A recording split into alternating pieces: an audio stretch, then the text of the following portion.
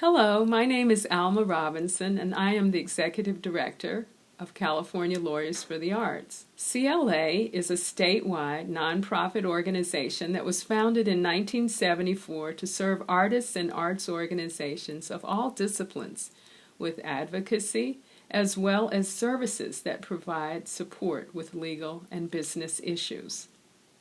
With staffed offices in San Francisco, Berkeley, Sacramento, Los Angeles, and San Diego, we provide several core services. First, we provide legal counseling to specialized attorneys who provide assistance with a variety of intellectual property questions, as well as contract reviews and negotiations and other important business issues. Depending on the client's financial status, legal assistance may be available on a pro bono or reduced fee basis. We also provide a specialized program that assists independent inventors and small startups with their patent applications. To help with situations involving disputes, we provide a range of alternative services, including negotiations counseling, mediation, and arbitration that can avoid the expense and hassle of going to court. Finally, we offer a full menu of educational programs that include workshops, symposia, and conferences on various legal topics for artists and arts organizations. Many of these programs are posted on our YouTube channel, and we encourage you to use these tools to educate yourself on the legal issues before you reach out for specialized assistance from our organization. Thank you for joining today's program. And please consider joining CLA on our website at www.calawyersforthearts.org so that we can continue to maintain our full range of services. Thank you. My name is Renee Reisman, and I'm the Educational Programs Coordinator for CLA in Los Angeles. Tonight, I want to thank Alma Robinson, our Executive Director, Jessica Ye, who is part of California Lawyers for the Arts. She is one of our arbitration administrators.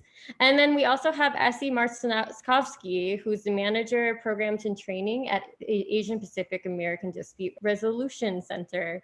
Thank you, Renee, for organizing our Zoom conference. And we hope that at the end of this workshop, you will have a better understanding of your own strengths and what you want to work on further, what you'd like to improve, and how you can apply these tools in your everyday life, in your work, with your family, with your neighbors, with people you're doing business with colleagues. And so we will be going through some material rather quickly. I also wanted to thank Essie and Jessica for their help in organizing this program. We're very excited about it. Here's what we're going to do in the next hour. We're going to talk about fundamentals of negotiations, active listening strategies, and then applying listening strategies to negotiations.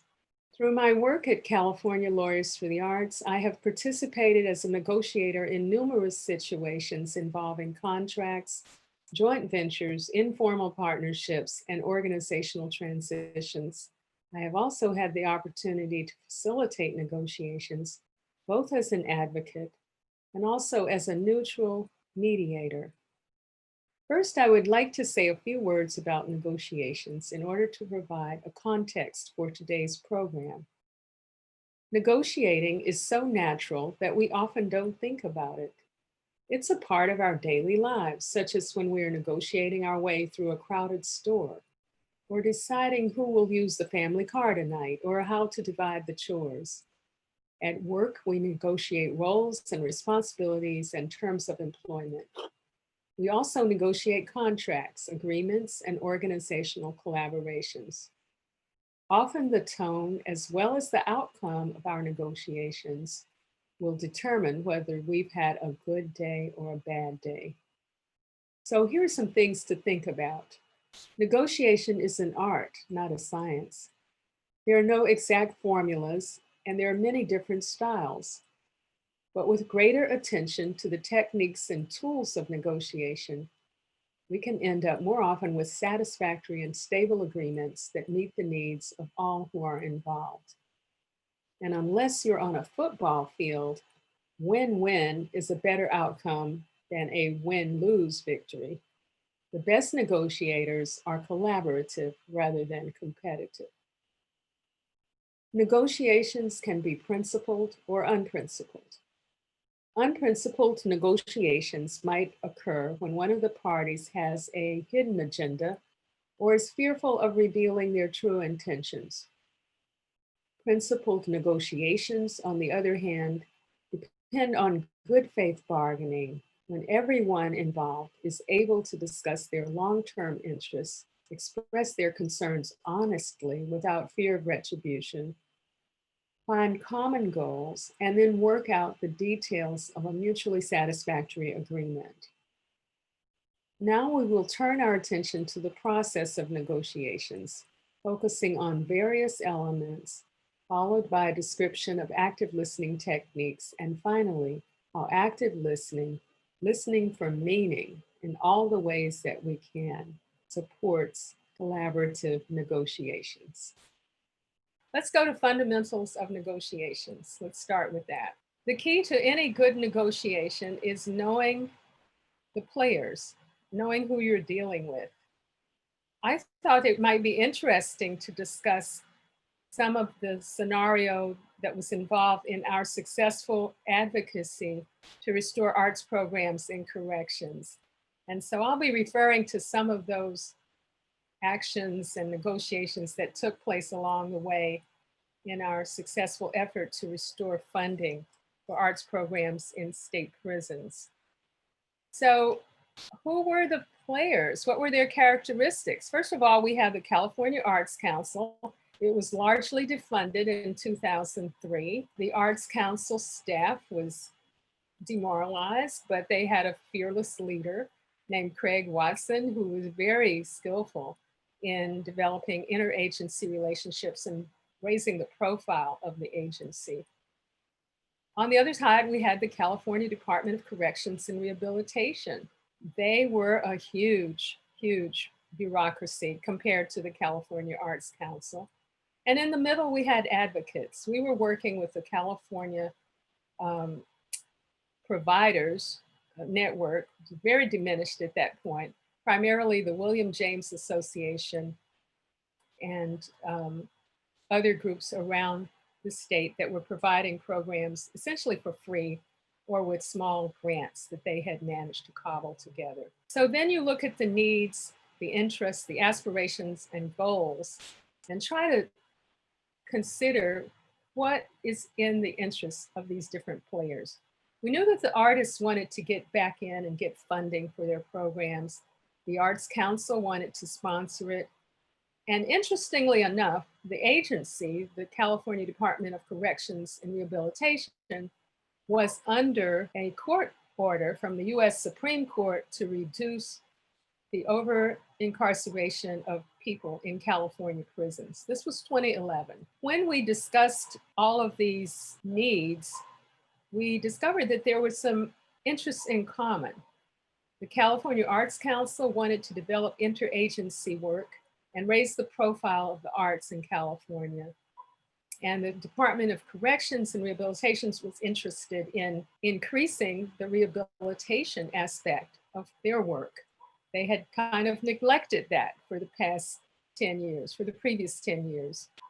So everybody had some aspirations to work together.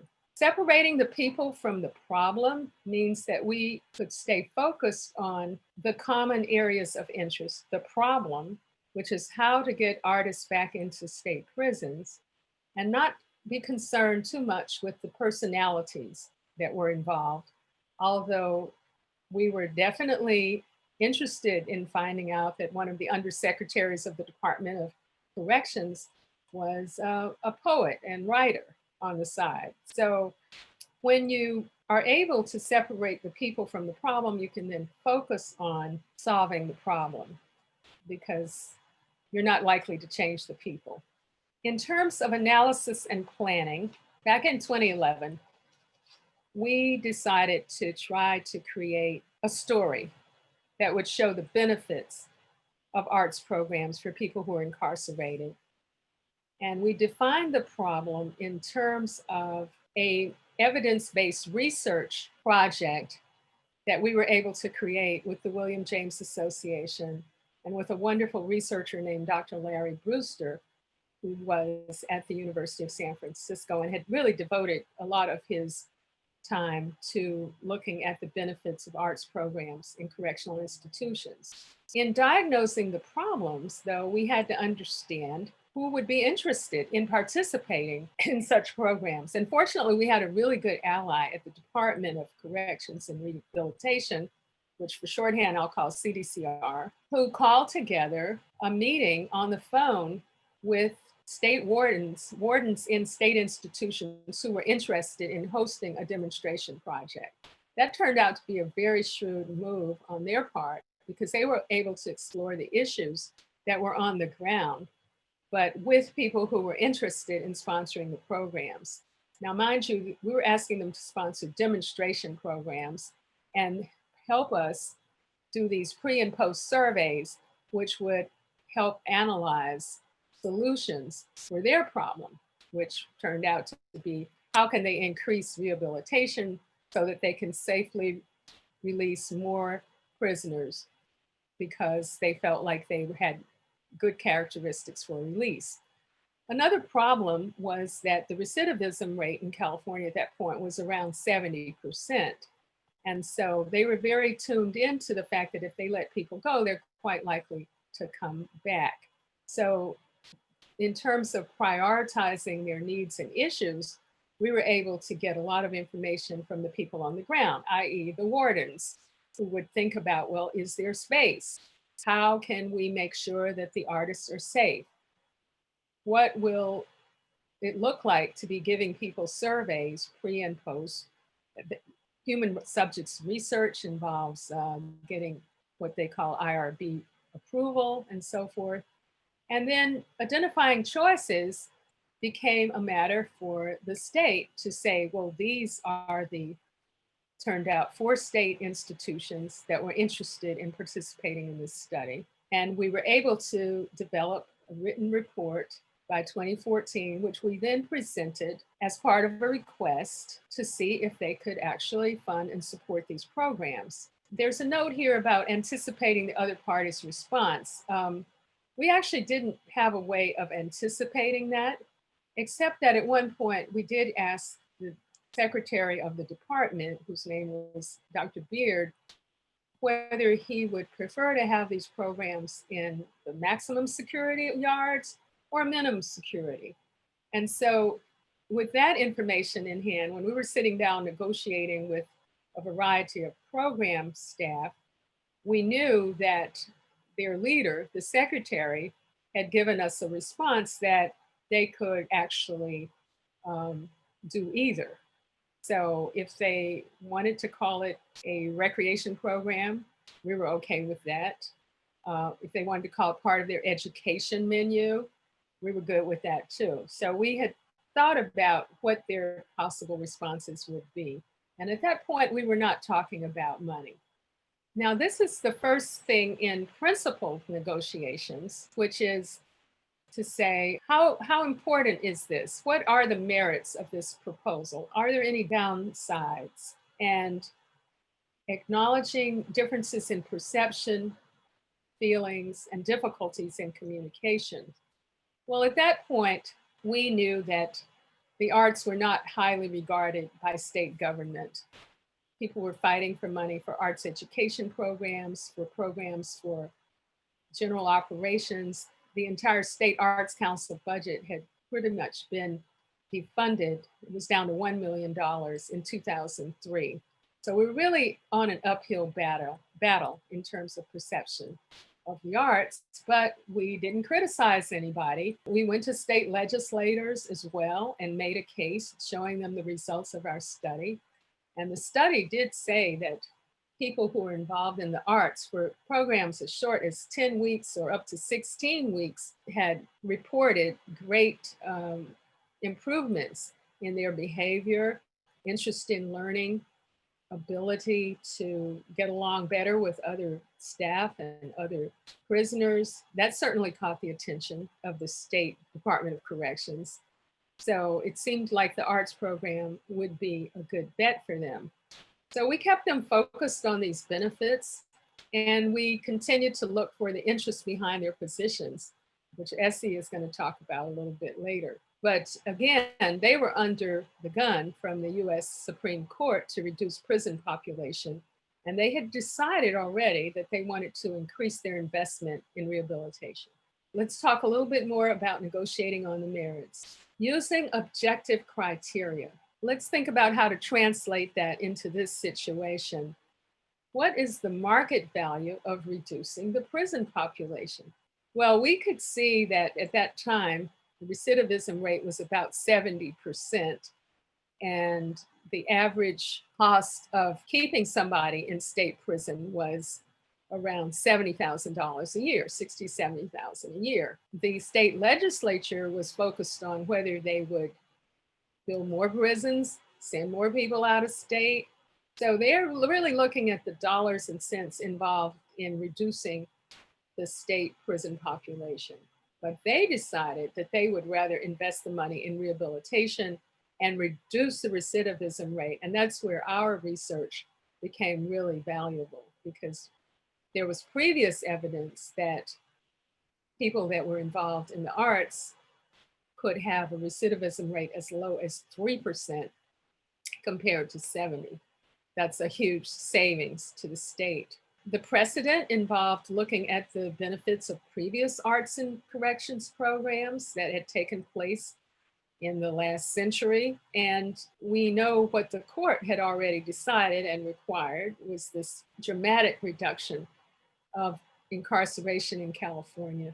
Equal treatment was not an issue at that point, although I could say, looking back on it now, that the lack of equity in arts education in our schools is certainly a factor, I think, in the number of people who get off track while they're juveniles and then go down the school to juvenile to prison pipeline. But that's another topic for another meeting. And then traditions or norms. Well, we were actually helping the CDCR reinvent their rehabilitation program, along with others, such as the education sector, who wanted to do more classes in prisons. So we were part of a growing norm of rehabilitation and what they call rehabilitation achievement credits, which is currently a big issue. In terms of reciprocity, we were facilitating conversation between, again, these two big state agencies. Well, the California Arts Council, a small state agency, and the big agency of CDCR, and hoping that they could come up with an interagency agreement which worked for both of them. They agreed to do this. And finally, the question of efficiency goes back to cost savings. In 2014, CDCR awarded the California Arts Council with a $2.5 million contract for the 2 years to do arts programs in 20 state prisons. And with the findings of that program, they have since invested up to $8 million a year for arts programs in all 36 state prisons. So we have not measured the efficiency of this, but if we wanted to look at this, we would say, well, how many people who have been involved in the arts have successfully left prison and not gone back? So we don't have good statistics on that, but if we really wanted to wrap this up, we would be able to look at all the people who were incarcerated and had been engaged in the arts. And we might do something like Dr. Brewster's first study as well, which measured disciplinary incidents and put a cost-benefit analysis on them and showed that people engaged in the arts are much less likely to be involved in disciplinary incidents. And as a result, that was a significant savings to the state. So that's how we would look at this issue of negotiating on the merits. I have a slide of resources, which we rely on. There's a Bible, unquote, Getting to Yes, Negotiating Agreements Without Giving In, which is really a wonderful short discussion about negotiating and Chester Carras's Effective Negotiating. He's written many books about negotiations that I think you all would enjoy exploring as you go further into this. And a final word on this is that negotiation can be very effective in developing new collaborations and contracts. It's not just for resolving disputes, but it's really a life skill that you can use probably every day of your life. And now Jessica is going to talk about communication skills. Good afternoon, everyone. I'm Jessica. Thank you so much, Alma, for the introduction and your section on negotiations. So, active listening. Most of us are really fortunate that we've been able to take our listening and our ears for granted since we were really little. So we have so many habitual ways that we usually listen. So why would we even need to do something like active listening? We think we know how to listen anyways, even though most of the time in conversation, we're so used to listening a certain way that, especially for people who are close to us, we really don't listen to each other. We might be on our phones, we might be doing something else, or we might assume we know what this other person is going to say already. So the main reasons that we use active listening, especially in negotiations, are to build trust, build empathy, learn as much information as we possibly can about a situation. So when we're listening deeply to somebody else and they're feeling like they're listened to, they are more willing also to listen to what we have to say. So that gives us a huge opportunity to learn a lot of new information about a situation that we might not have had the opportunity to hear before. And because we then have that new information, we can go on to find a lot more solutions that both sides can be really happy with at the end. So something I'd like to talk about a lot too is that when we think of listening, we usually think about listening with our ears.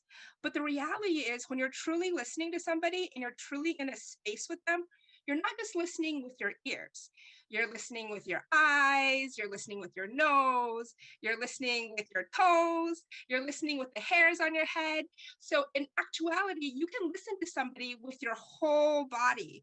So I really want to encourage all of you from this point on for the rest of at least my presentation to try to listen to me with your whole body or at least a different part of yourself than you're used to.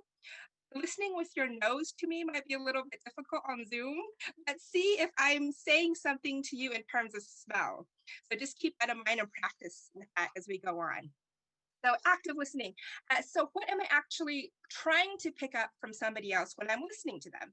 And we're going to go into the skills of how to do this and more tips in the next few slides, but I want you to keep in mind what you're listening for. When you are listening to somebody, what we think is listening and what we're used to listening for is more like facts, like thoughts, verbal words that somebody says, like, if they're telling us the temperature of the weather today, or they're telling us some sort of concrete verbal facts. But the truth is when people are talking and communicating to us, they're not only telling us thoughts and facts and themes and ideas, but they're also giving us all this other information that most of the time we're not consciously listening for. So when you're truly actively in a space listening to somebody, you're listening for what we're used to listening for, but we're also listening to emotions that are verbalized.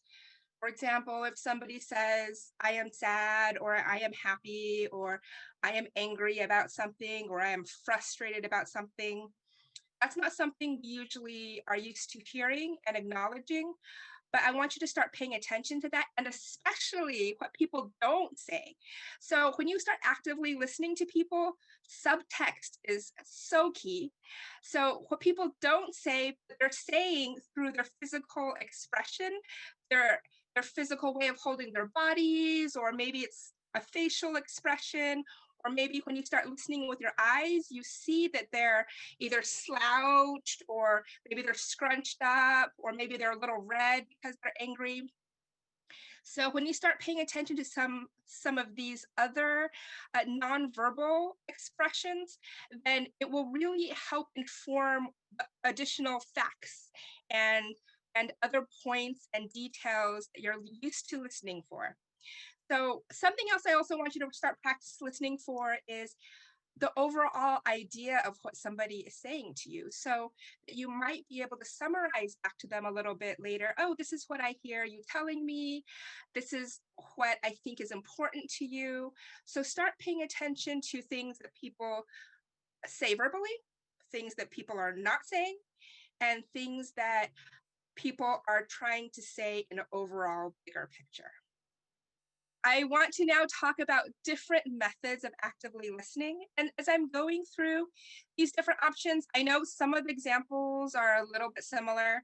So the really important part is, as you're hearing me talk about these, think about which of these options feel the most natural to you. Like if you were to say some of these statements, what would feel the most normal and like natural speech-wise and context-wise when you're saying those. And so those are the ones I want you to practice. You don't have to know how to label them. That's not really actually not all that important. Just pick out a few that really stand out to you, that make a lot of sense to you, and practice with those. So the very first type of active listening is about acknowledging what the other person is saying. And it's important because it shows the other person that you're paying attention. So we're used to a lot of these. These are very common. So some of the verbal ones are like, oh, I understand. Yeah, sure, that makes sense. Or that's interesting. Very short verbal statements that we use all the time. Common nonverbal ones include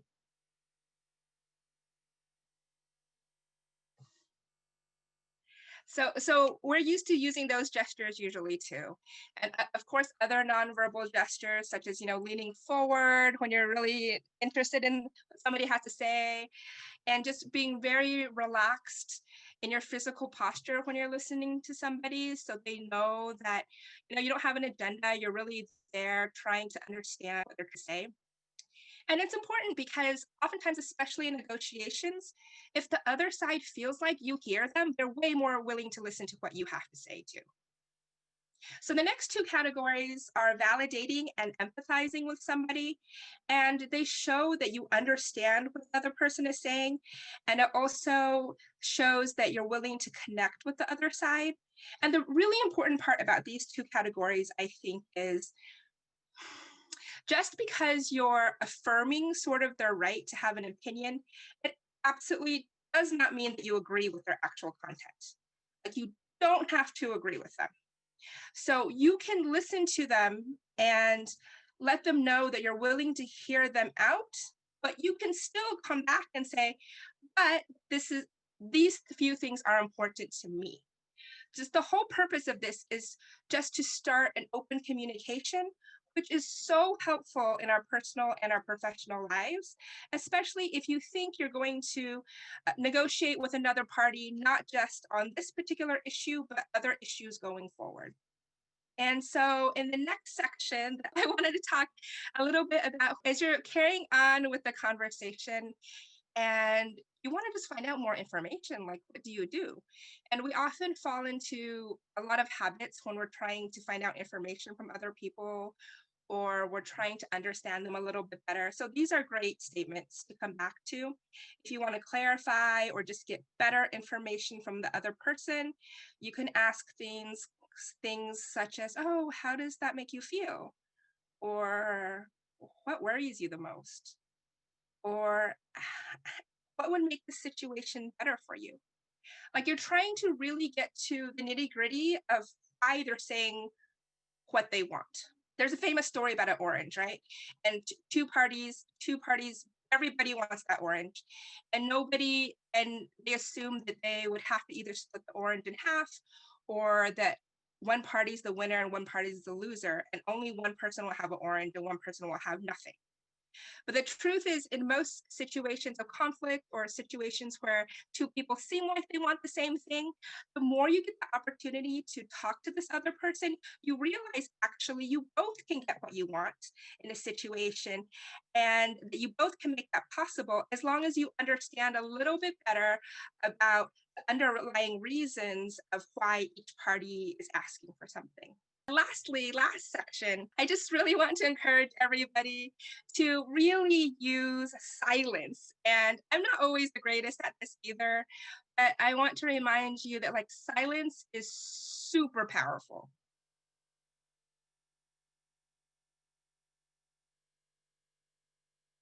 So when you're not saying something, you're really saying a lot.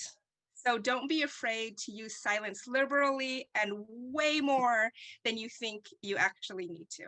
And so I just wanted to flag a few kind of potholes that people fall into when they are using their active communication skills. And one of the major potholes that people often fall into and have a difficult habit of breaking is when they want to find more information, instead of using all these different options that I'm providing to you today, you just keep asking why. Like, why do you want that? What's wrong with you? Like, what's up with you? Like, why would you think of things that way?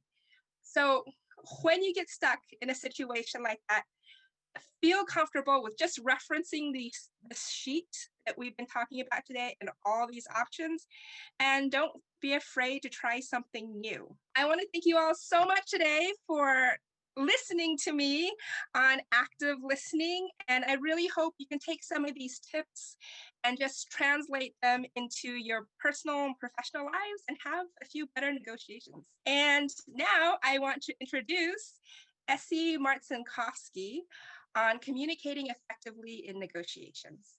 Thank you so much to both Alma and Jessica. It's always, even though I've been learning this and teaching this for a long time, every time I hear it again, I'm like, oh yeah, that's true. So thank you for inviting me, and thank you for what you have already provided to the workshop participants.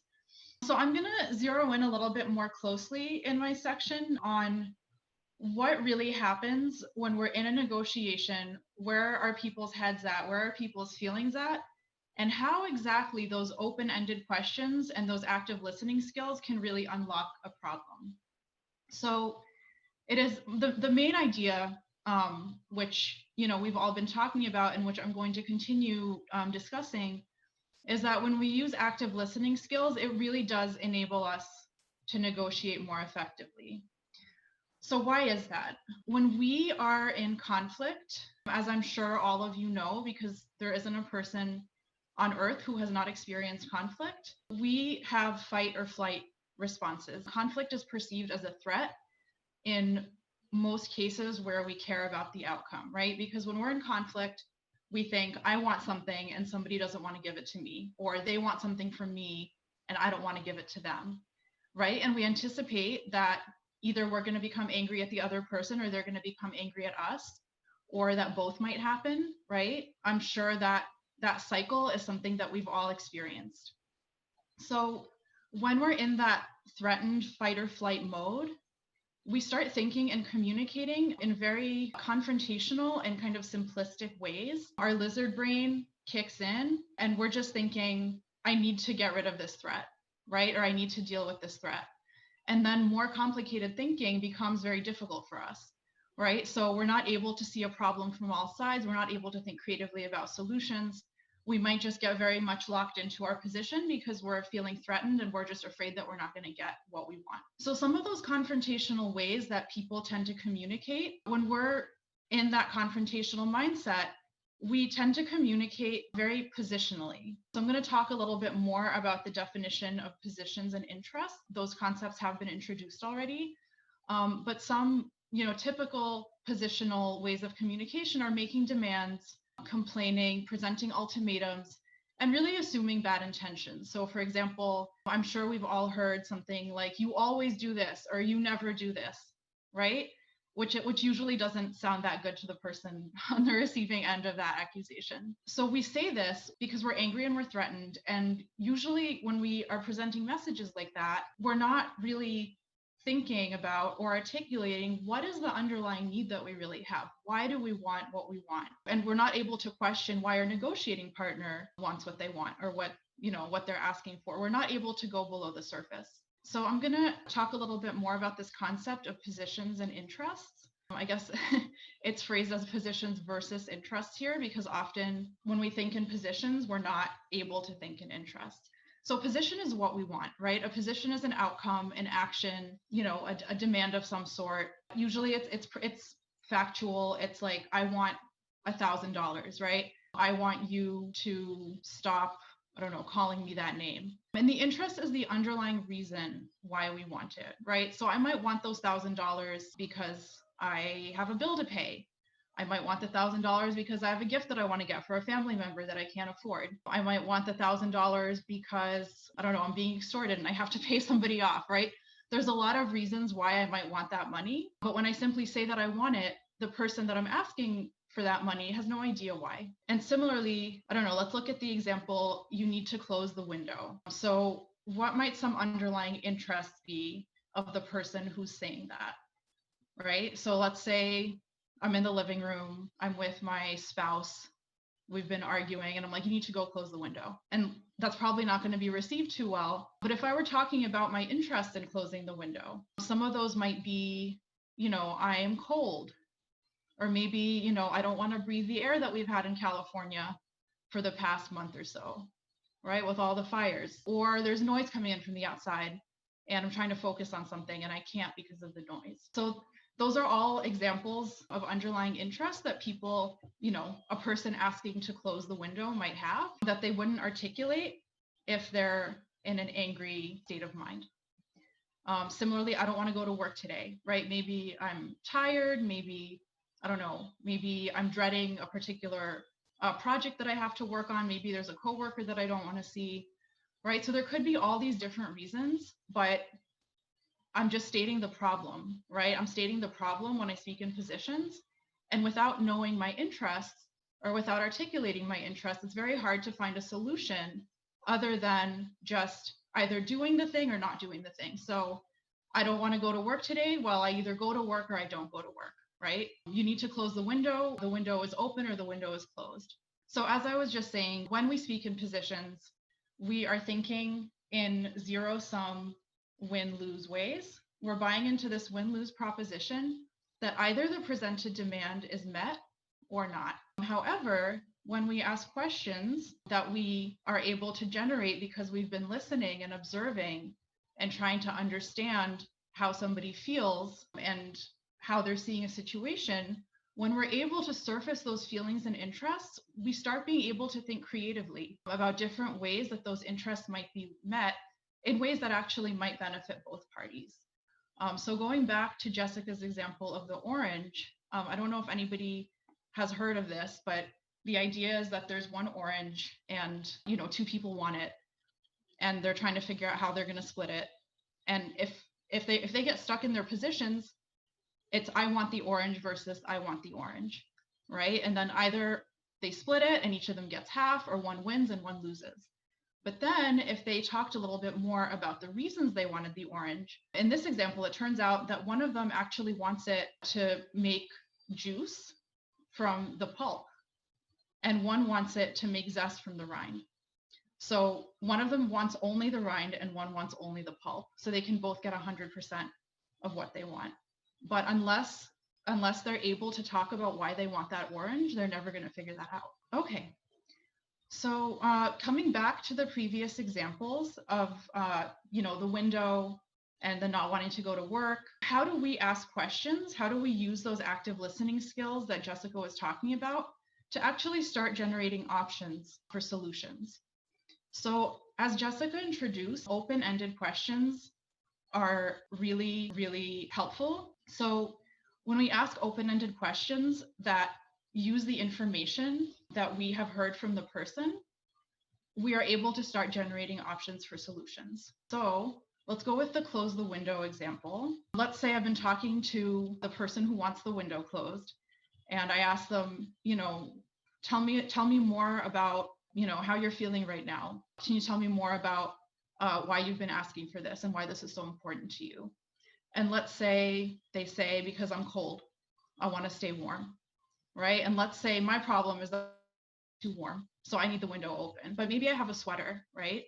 So at that point, I might offer the person my sweater, right? So these are just some really simple examples of how we can kind of get under the surface of what somebody's saying and start to understand what they're looking for. And once people express what their needs are, then it's possible for the parties in the negotiation to actually start seeing if they can meet one another's needs. Thanks, everybody.